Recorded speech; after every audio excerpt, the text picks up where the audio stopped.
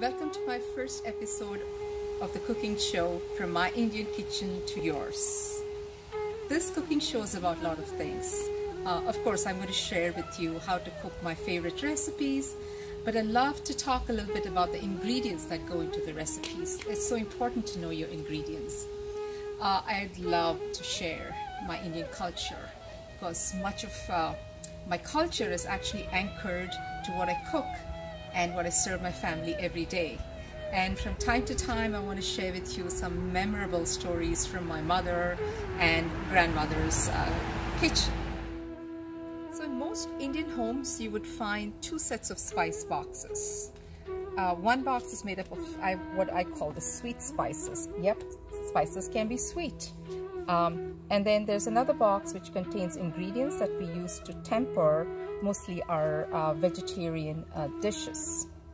So when I look at this spice box, I sometimes get goosebumps because this spice box contains thousands of years of history. In the Middle Ages, spice was a very dominant force that actually drove the world economy. It was for these spices that the explorers traveled thousands of miles, undertook this perilous journey because they wanted to take back these spices for the kings and queens, and that started the whole age of exploration. Of course, these spices have the dark side to it. It is because of these spices there was colonization, there were many wars, there was domination of the European countries in Asia and Africa, the ramifications of which we still feel today. So when I'm cooking and when I throw some of these spices into the oil, there's a whole flood of thoughts that come to my mind. And I have to remind myself that I'm just not dealing with ingredients here. I'm actually working with history. I'm dabbling in history. Get a peek into what is really there in these spice boxes. So I'm going to start with the cinnamon. This you probably might have seen. This is the Indian variety. It's flatter. This Mexican variety I've seen here in the United States is more cylindrical. This is bay leaf, cardamom, green cardamom, the brown cardamom, which we use in some dishes but not all. This is a very unusual spice in the Indian spice repertoire. This is called the stone flower. It looks like a moss, but it's not a moss. It's a symbiosis of fungus and algae.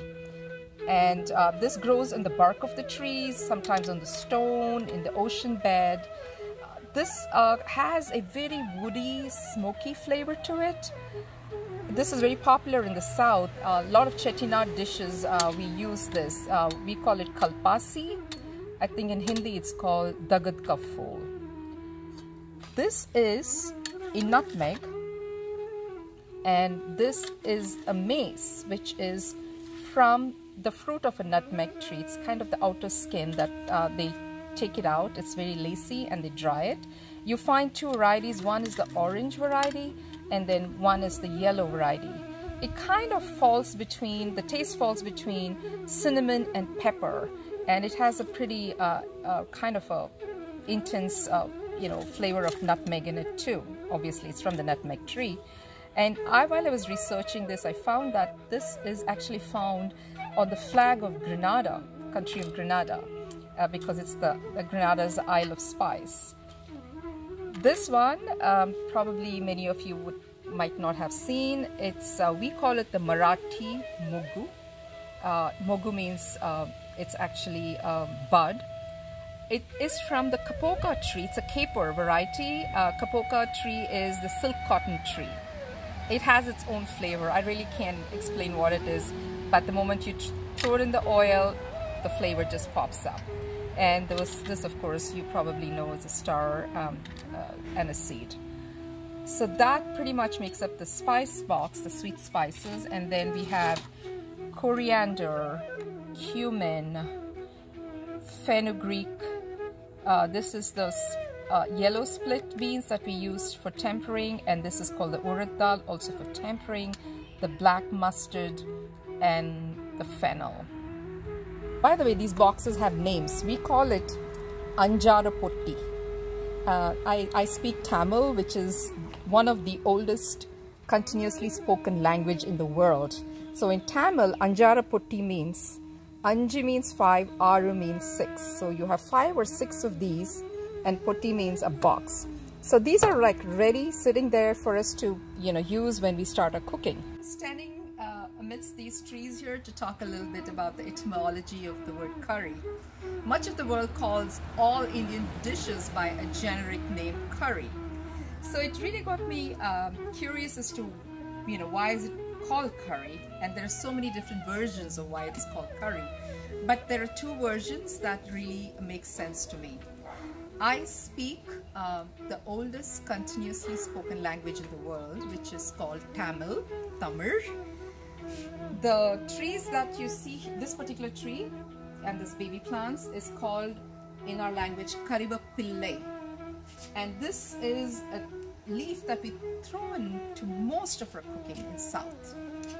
You probably know that India was a colony of the British, and British were very fond of Indian cooking even in those days, and they would find these leaves in all the dishes. Karibapillai in Hindi, it's Kari Patta. And so they started calling all the dishes curry. There is another version of it, which is we call the meat also curry. Like we say kori curry. Kori curry means chicken meat. Atta curry means goat meat. And most of these meats are actually made as a sauce, and they all base like sauce-based dishes. And so when some of this was served to probably the East India Company people, they started calling everything curry, and so that could have been the reason why curry got stuck to all the Indian dishes named too.